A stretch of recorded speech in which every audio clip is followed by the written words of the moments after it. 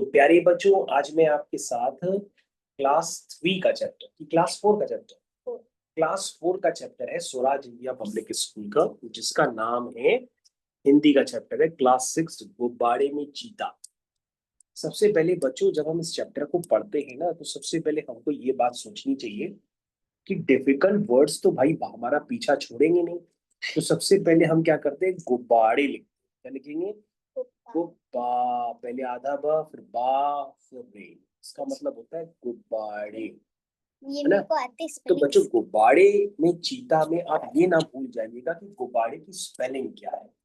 तो चैप्टर का नाम है गुब्बारे में चीता। चलिए बच्चों, बच्चों देखो ध्यान से क्या पढ़ते हैं। लिखा है, आप जानते ही हैं बच्चे उस काम को अवश्य करना चाहते हैं। अवश्य का मतलब होता है बच्चों जरूर। क्या होता है? जरूर, मतलब पक्का। फिर से पढ़ते हैं, आप जानते ही हैं बच्चे उस काम को अवश्य करना चाहते हैं जिसे करने से मना किया गया। जैसे हम विराट को कहेंगे, विराट तुम पढ़ाई नहीं करते हो, तो विराट पढ़ाई करेगा। विराट पढ़ाई नहीं करो, तो विराट पढ़ने लगेगा। तो मतलब बच्चों को अगर मना करते हैं कि ये काम ना करो, तो बच्चे से कहें, बच्चे उस काम को जरूर करते हैं। जैसे हमने कहा, विराट अभी इस कमरे में ना आना, तो विराट पक्का दरवाजा खोल के कमरे में जरूर आएगा। कहेंगे देखे तो है क्या। विराट की मम्मी ने मना किया, बेटा थोड़ी देर के लिए मत आना। विराट ने कहा क्यों नहीं आएंगे, जरूर आएंगे।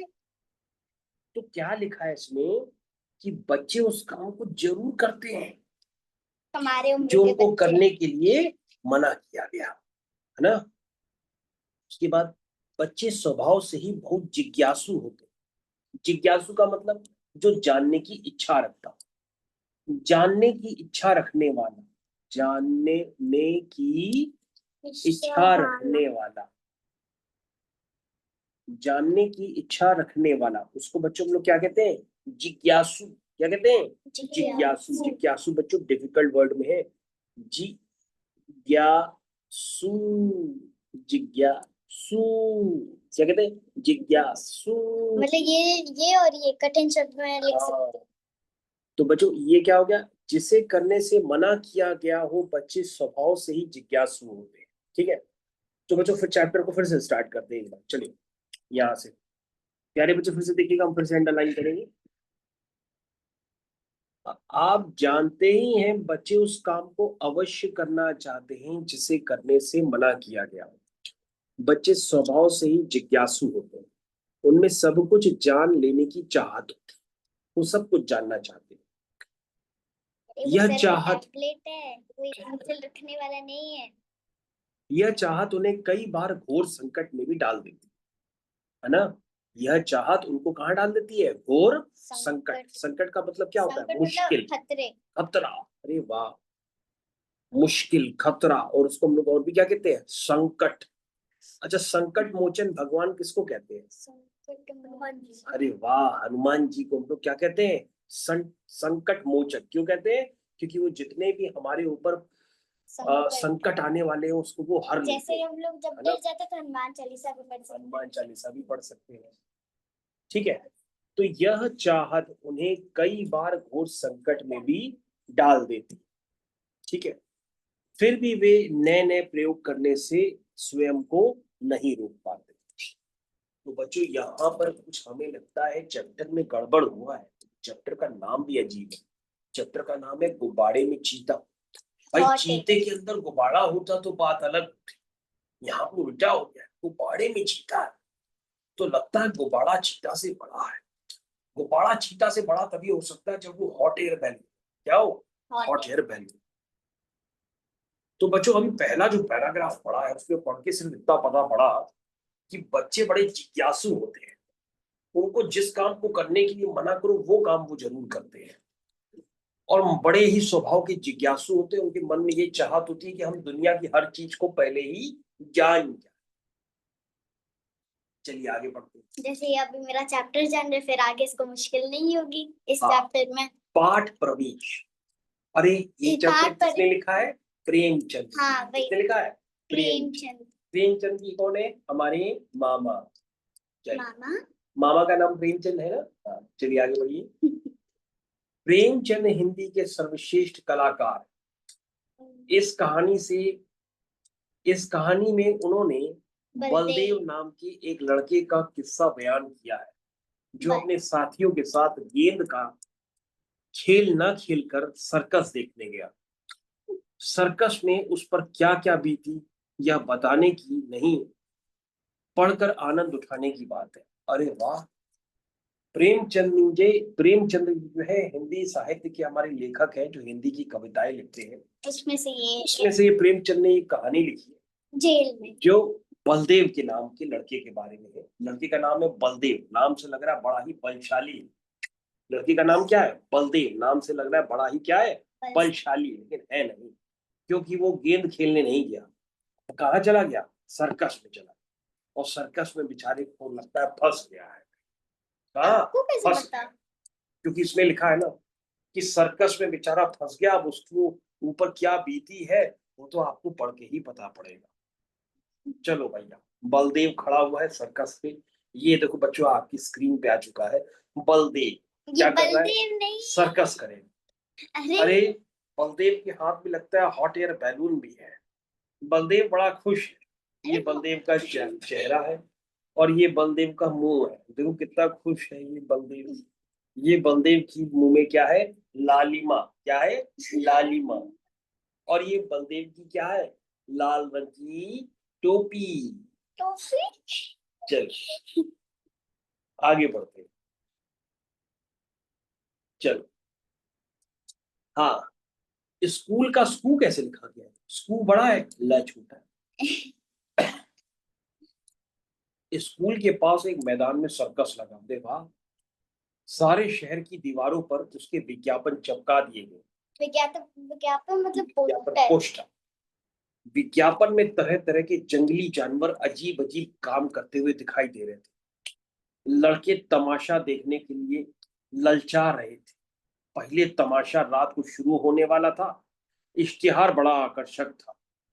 आ गया है, जिसे तमाशे का आप लोग भूख प्यास छोड़ के इंतजार कर रहे थे, वही बंबई सर्कस आ गया है। आइए आइए आइए, आप भी आइए और तमाशे का आनंद लीजिए। बड़े बड़े खेलों की सिवा एक खेल और भी दिखाया जाएगा, जो न किसी ने देखा होगा न ही सुना होगा। ये सर्कस के लिए इश्तिहार यानी कि विज्ञापन दिया गया था। विज्ञापन बहुत बढ़िया था, इसको हम लोग दोबारा पढ़ते। आ गया है, आपके शहर में आ गया, जिसे तमाशे का लोग आप भूख प्यास छोड़ करके इंतजार कर रहे थे, जिस तमाशे का, वही बंबई सर्कस आ गया है। आइए तमाशे का आनंद उठाइए। बड़े बड़े खेलों के सिवा एक खेल भी दिखाया जाएगा, जिसे न किसी ने देखा होगा न ही सुना होगा। बंबई का सर्कस है भाई। हेडमास्टर साहब ने लड़कों को कहा, जाने की मनाही कर दी थी। हेडमास्टर साहब को लगा कि जरा बड़ा खतरनाक सर्कस है, कोई जाना नहीं वहां पे, क्योंकि वहां पे क्या है? चीता। हेडमास्टर साहब ने लड़कों को मना कर दिया कि भैया कोई नहीं जाएगा वहां पे। मगर लड़कों का मन तो सर्कस में लगा हुआ था। सामने किताबें खोले, जानवरों की चर्चा कर रहे थे। सारे बच्चे किताबें खोल करके जानवरों की चर्चा कर रहे थे कि तुम कौन से जानवर को देखोगे। उसने कहा तुम खुदा ही जानवर हो, हम तुमको देख लेंगे। चलो, शेर और बकरी एक बर्तन में पानी पिएंगे। इतना बड़ा हाथी बैलगाड़ी पर कैसे बैठेगा? उसने कहा भैया शेर और बकरी एक बर्तन में पानी पिएंगे, ऐसा तो कभी संभव ही नहीं है, क्योंकि शेर के बगल में बकरी आती है, शेर उसको गप से खा जाता है ना? लेकिन कह रहा था दोनों साथ मिलके एक बर्तन में पानी पिएंगे। इतना बड़ा हाथी बैलगाड़ी पर कैसे बैठेगा? बैलगाड़ी के पहिए बहुत बड़े बड़े होंगे, या तो तोता बंदूक छोड़ेगा, ले। वन मानुष बाबू बनकर बेंच पर बैठेगा, ले। कह रहा कोई वन मानुष होता है चिंपैंजी, वो कह रहा बाबू बन जाएगा। एक बाबू तो हमारे यहाँ भी है, एक बाबू बन जाएगा वन मानुष बाबू बनकर मेज पर बैठेगा। वो बंदूक छोड़ेगा। हाँ, तोता बंदूक छोड़ेगा यानी बंदूक चला देगा। देखो, सभी लोग जो है जानवरों की फोटो देख रहे हैं क्लास में, जबकि हेडमास्टर साहब ने कहा कोई नहीं जाएगा तमाशे में, खतरा है वहां। बलदेव सबसे पीछे बैठा हुआ अपनी किताब की कॉपी पर शेर का चित्र बना रहा था और सोच रहा था ये है कि कल शनिवार नहीं इतवार होता तो कैसे मजा आता। कल तो सैटरडे है, कल संडे होता तो मैं कल ही चला जाता, मैं हेडमास्टर साहब की बात ना मानता। बलदेव ने बड़ी मुश्किल से कुछ पैसों का इंतजाम किया, मना रहा था कब छुट्टी हो और कब भागूं। हेडमास्टर साहब का हुक्म सुनकर वह जामे से बाहर हो गया। छुट्टी होते ही वह बाहर मैदान में निकल आया और लड़कों से बोला, मैं तो जाऊंगा, हेडमास्टर साहब के मना करने से क्या होता है, चाहे कोई छुट्टी हो या ना हो, मास्टर साहब छुट्टी दे या ना दे, मैं तो जाऊंगा। अन्य लड़के भी इतने साहसी ना थे, कोई उसके साथ जाने पर राजी न हुआ। बलदेव अब अकेला पड़ गया, मगर वह बड़ा जिद्दी था। दिल में जो बात बैठ जाती उसे पूरा करके ही छोड़ता था। शनिवार को अन्य लड़के तो मास्टर जी के साथ गेंद खेलने चले गए। बलदेव चुपके से खिसक कर सर्कस की ओर चला। अरे शनिवार को, सैटरडे को स्कूल बंद नहीं था। उस दिन बच्चे गेंद खेलते, बैट बॉल खेलते, सारे बच्चे चले गए गेंद खेलने, लेकिन बलदेव चुप कर खिसक गया, चुपचाप खिसक गया। वहां पहुंचते ही उसने आने का एक टिकट खरीदा और जानवरों को अंदर भीतर पहुंचा देखने। वहां जानवरों को देखकर बलदेव मन में बहुत झुंझलाया, बहुत झुंझलाया, मतलब बहुत गुस्सा आया, एक्साइटेड। एक्साइटेड आया। वह शेर है, मालूम होता है जैसे महीनों से उसे मलेरिया बुखार आ गया। यानी अंदर का शेर था तो, इसी लेकिन सीन में बहुत कमजोर था, इसी सीन में बहुत मजा आता है। कमजोर, यानी उसने कुछ खाना ही नहीं खाया। बेचारा बहुत शेर मजा था आता है। कि गाय थी। वह भला क्या 20 हाथ उछलेगा। अरे शेर क्या उछलेगा, उसके शरीर में तो जाना ही नहीं है, इससे ज्यादा तो मैं उछल जाता हूँ। और यह सुंदरवन का बाग है, जैसे किसी ने इसका खून चूस लिया हो, मुर्दे की तरह पड़ा हुआ है, यानी लाश की तरह पड़ा है। वाह रे भालू, भालू है या सुअर है, और वह भी काना, जैसे मौत के चुंगल से भागा हो। अलबत्ता वह चीता कुछ जानदार है, बस उसको चीता जानदार दिखा। और एक 3 टांग का कुत्ता भी था। अरे कुत्ता देखा उसने, 3 टांग का कुत्ता लिया। कुत्ता था कि ई रिक्शा था।